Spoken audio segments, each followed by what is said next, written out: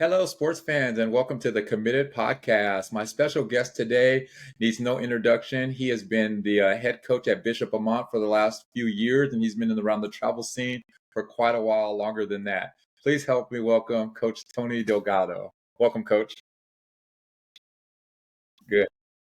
Good to see Evening, you. Mike. So, full Good disclosure, evening, as I always everybody. do, me and Coach Tony go back probably about a year or so now. But I've been a fan of his for quite a while. I've kind of followed through some common players that we've coached in the past, and I've seen some of the special things he's done with these young ladies as far as helping them with college, help develop them on the field, and so I've been a big fan. The past year or so, I've got a chance to have my oldest, or I should say, my middle daughter, my oldest softball playing daughter, play for Coach Delgado. So I've got the chance to see him as a coach, see how he deals with the parents. And as a matter of fact, I'm coaching a younger Delgado team myself. I'm helping on the staff. And so I get to actually help him coach as well. So, Coach, once again, we want to welcome you to the show. Thank you. So, Coach, why don't you Thank you. tell our Thank fans you, Mike. how did you get your start in coaching? Well, I'm a longtime baseball guy. I played collegiately at Pasadena City College, graduated from Cal State LA, where I was on the team, let's say. How I got started in travel ball. Like most parents, my daughter played rec ball here in the city of San Dimas. I didn't want to coach initially, just saw a need to step in and to help out. Soon thereafter, I became a coach. So started off with Nice. That 8U rec ball here in San That's Dimas. that's interesting. And That's kind since of then, same as my path, and I didn't go know ahead. we're from the same neck of the woods as well. I grew up in Pasadena myself before moving to the IE. I never quite made it to Pasadena City College. I think by the time I got to high school, I kind of made my way out to the IE. So that's really interesting. And just like you, I think we got the same start. 8U, baseball guy that saw a need and kind of fell in love with the game. I share with people sometimes that even towards the end of my high school coaching career, when I was coaching baseball, I'd be coaching my baseball team and secretly can't wait to get finished so I can go to my softball girls. And so it's been quite a journey, quite a journey.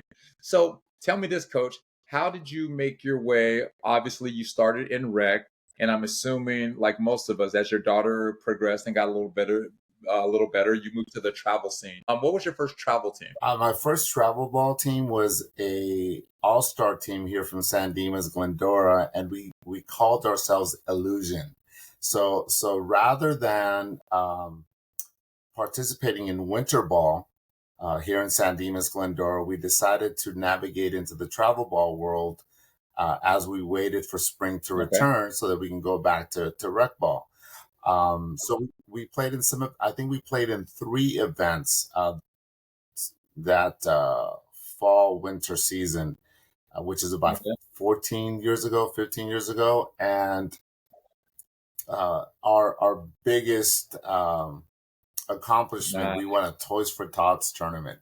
So which was pretty cool. We're wearing this neon green uniform called, Illusion from Rec Ball, and facing these Firecracker and all these other teams.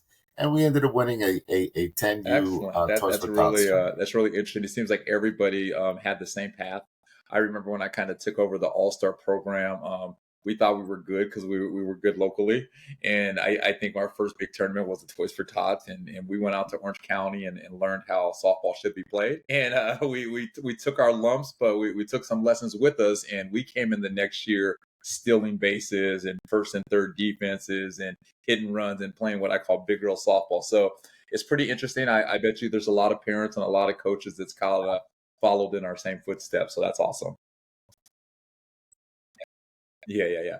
So tell me Absolutely, this, if not all. going back now, and I know myself, if I had my chance to do it all over again, and I might have my chance to do it all over again because I've got a 5-year-old granddaughter.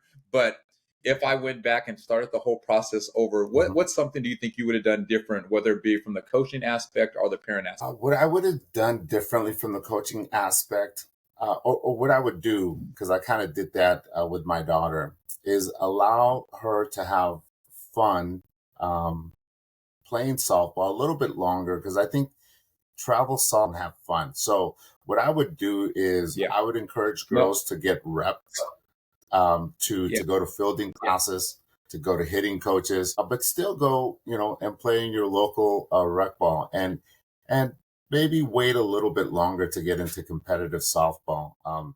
You don't want to wait too long because you could kind of miss the curve, but I would just say enjoy it just a little bit longer.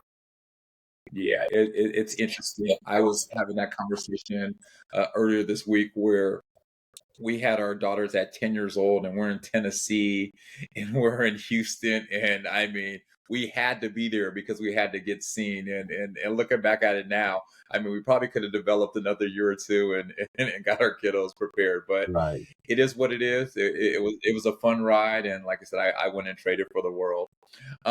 Another thing that's interesting, and again, like I said, I've been around a lot of coaches from high school levels to a lot of the big orgs out here in Southern California. And I noticed your style is a little more, I won't say laid back, but I would consider you more of a player's coach than some I've seen.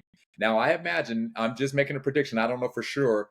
How has your coaching changed from the time you were coaching your daughter to now that you're coaching other people's young daughter? It stayed pretty much the same. I'm a father first and foremost, so I think about having a relationship with my daughter through softball, after softball, and I relate that mentality to my current players. I realize they're still kids and they have parents, and the parents want to see their players.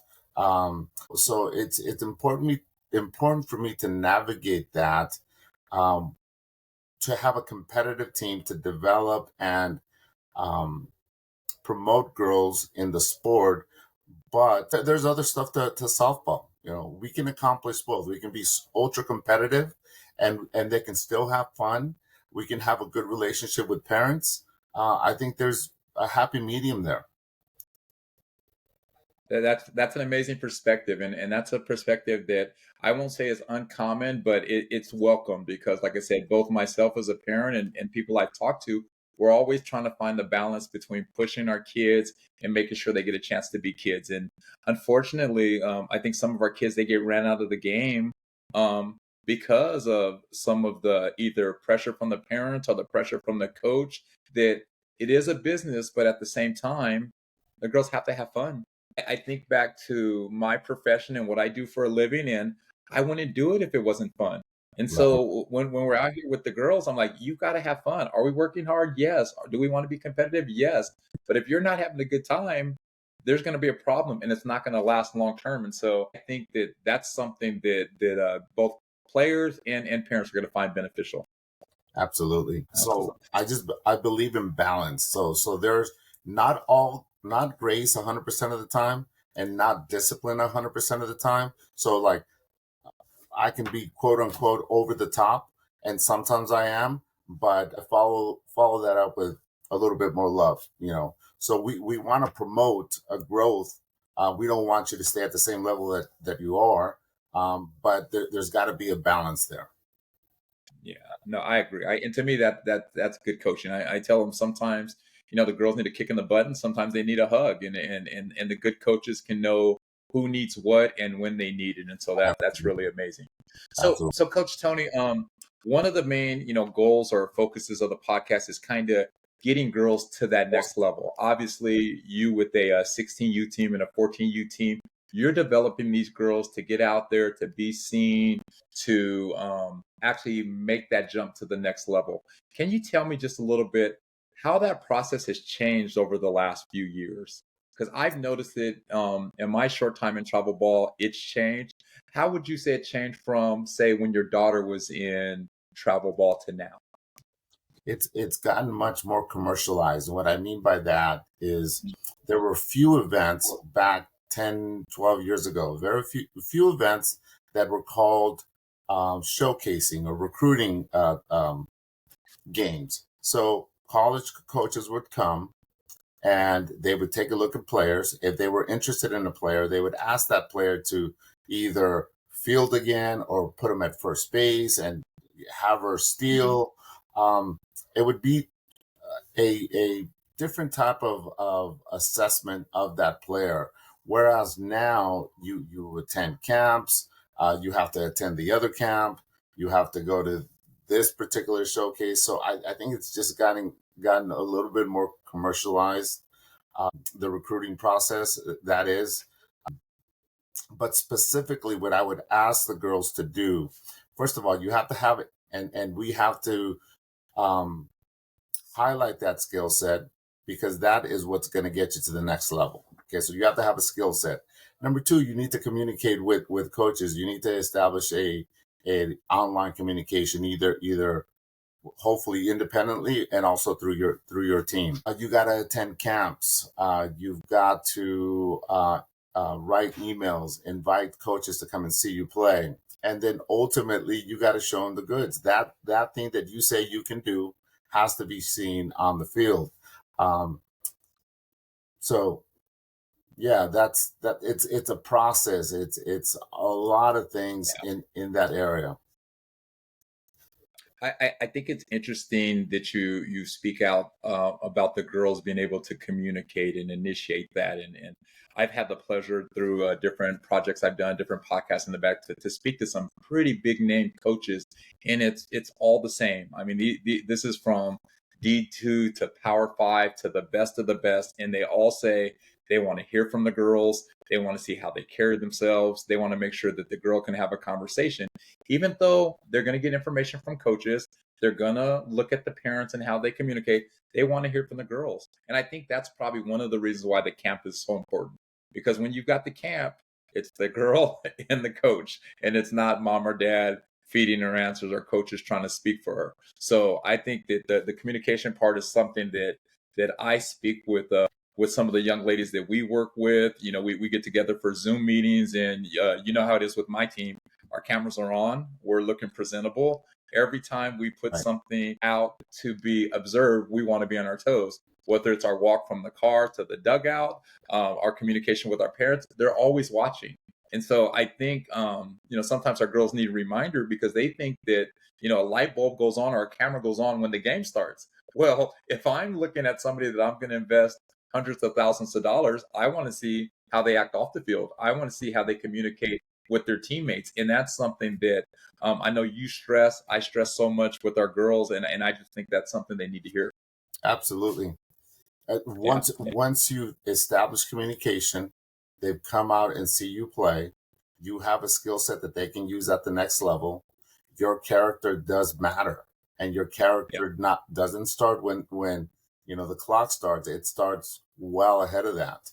How Yep. you react to failure also matters, because if I'm going to recruit you to come to play with me, I want to know that I am compatible with who you are, as a person.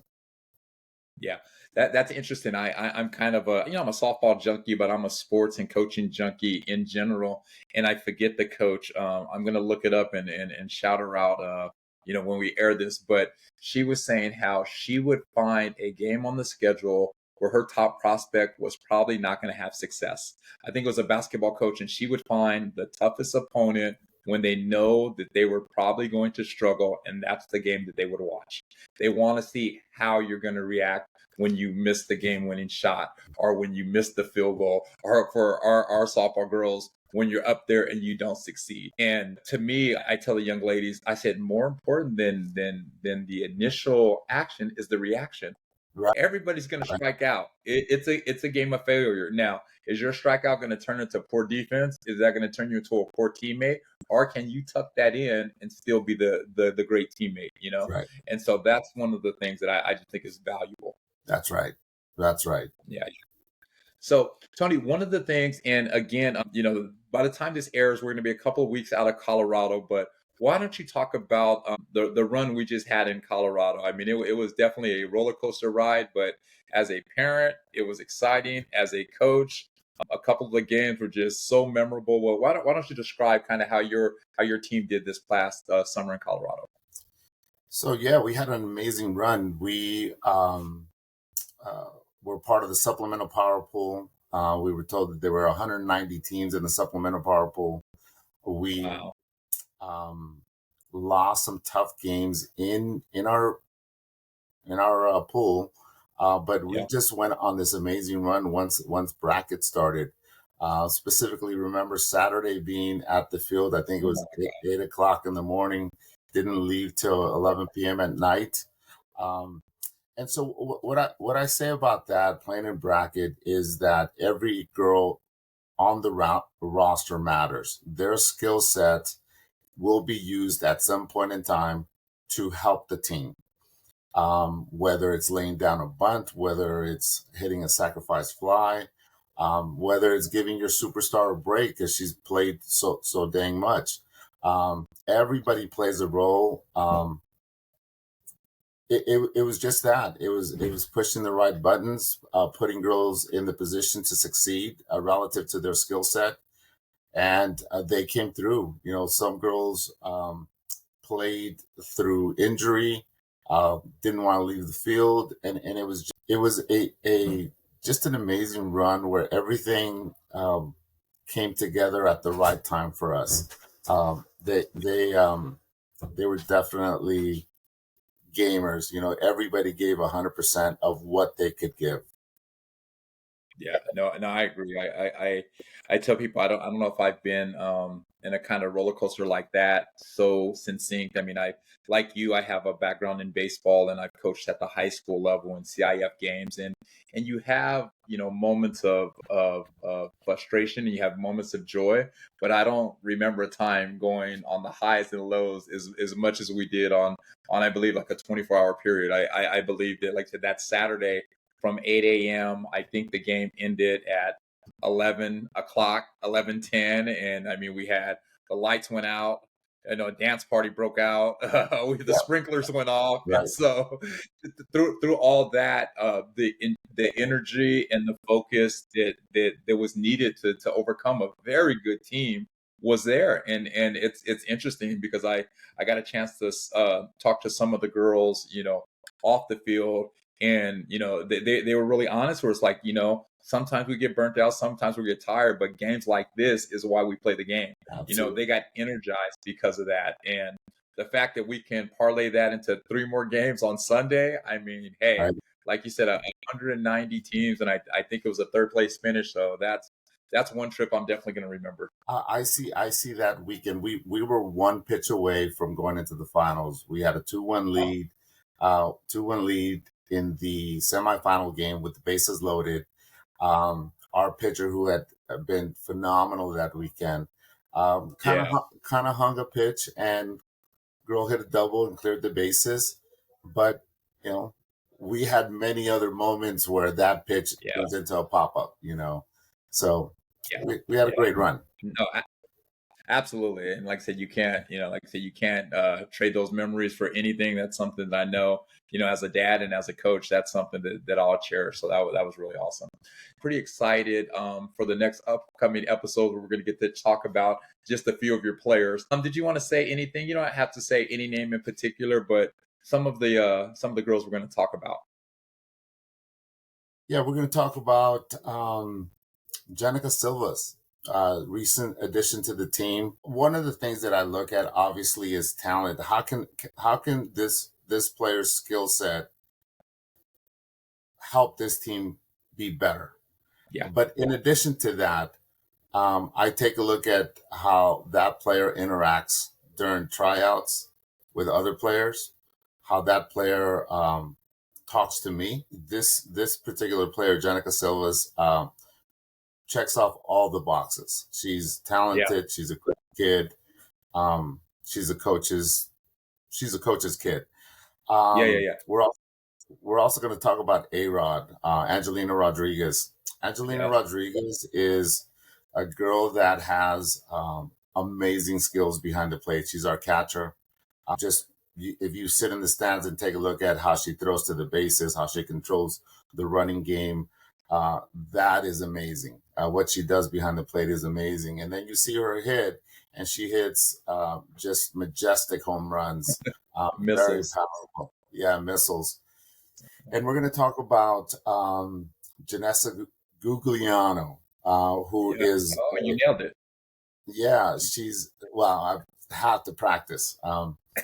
Uh, I still don't have it, and I've known Janessa. I think our daughters played against each other in rec in like 8 or 10 U, and so it's just she's just Janessa to me because I can't pronounce it. Another amazing kid, and obviously she's a pitcher who throws hard, is able to control both sides of the plate.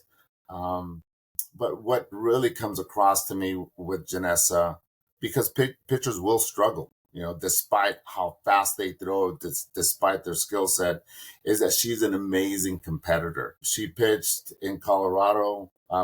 She's pitched, I think, in 3 weeks, off and on over 3 weeks. Her arm is sore, but she is an amazing competitor. She has no quit, no give up. You better go drag her off the field, and that's the only way that she's going to come out. She's not going to tell you that she's done. She's a great kid, an amazing competitor.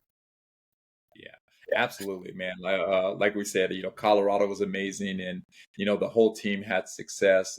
But in particular, those three girls, they just had really, really good showings. I know they received a lot of interest from colleges, and again, on this show, we feature a lot of girls that are already committed. We feature a lot of girls that's been through the process and kind of give some advice back. But we also feature some of the girls that are right there on the verge, and these three young ladies are not going to be free agents for much longer. So I can't wait to sit down with them, share some of the Colorado stories. And yeah, each one of those young ladies, I have a lot to say about. I've been fortunate enough to coach and watch actually grow up. And I mean, that's kind of what it's all about. I have a 15-year-old and a 17-year-old. And so almost every girl we've seen, I've either coached her or played against her, or I've watched them grow up from little kids into to young women, and it's just exciting, man. It's a ride that some of my friends, have seen their baby girls go off to college, and I tell people they're not the same, and so I'm gonna enjoy the ride, and then even when my kids are done, I think I'm gonna hang around a little longer if you allow me, Coach. Absolutely, absolutely. You're not going anywhere, Mike. We make a great team. Um, you're an awesome guy. I really appreciate you. Mm, And lastly, I would say this: as a coach, I always think about these kids who we are a role model to, how we act around them, and yeah, so because that is important. I think about 10 years down the road, like you said, Mike, when they are off, being adults. Um, are we going to be invited to their wedding whenever that happens, or are we going to be the coach that they run into at a mall or supermarket, and they're going to do an about face? yeah. So how we treat these players is important. Yeah. No, absolutely. And I will give way to you for the final word, but just what you said, it just kind of reminded me of another coach that I talked to recently, and that I believe that runs true. Um, we're producing great athletes, but more importantly, we're producing great people. Now, I want one thing that I don't worry about at any girls that I coach. I don't worry about them getting pushed around at the workplace or pushed around in a relationship.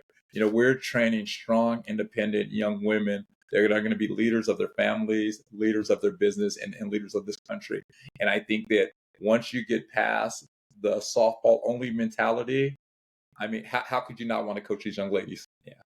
Well, Coach, that is our time. I mean, this has been a blast for me. Again, like I said, we get to talk a lot in passing, but it was really awesome to kind of sit down and spend some time and learn about Coach Delgado a little bit more than I did before. So I appreciate you, and I can't wait to see you on the field soon.